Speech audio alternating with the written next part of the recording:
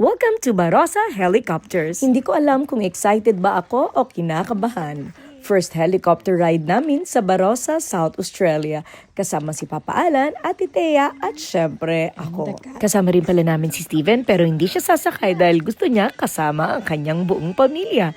Taga-camera muna, talaga nga namang supportive sa kanyang soon-to-be wife.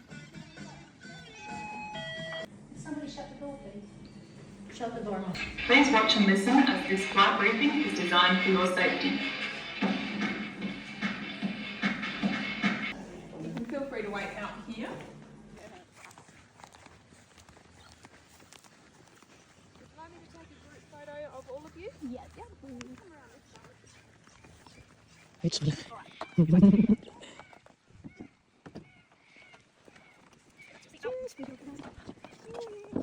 Okay, one of you ladies in this side.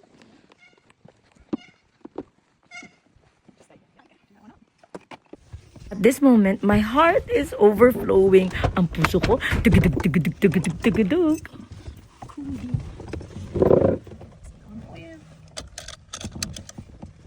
That's your headset. So you've each got a headset there. Headset mo din, Papa. Oh, amazing!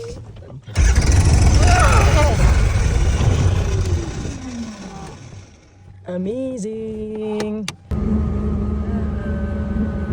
Habang paakyat, sabi ko, Lord, bucket list lang ito ha, hindi live review. Pero pagdating sa taas, wow, ang ganda pala ng Barossa from above.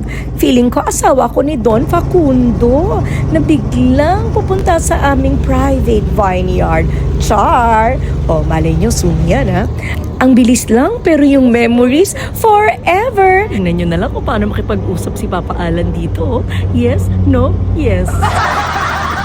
Kaya kung may chance kayong sumakay ng helicopter, go for it.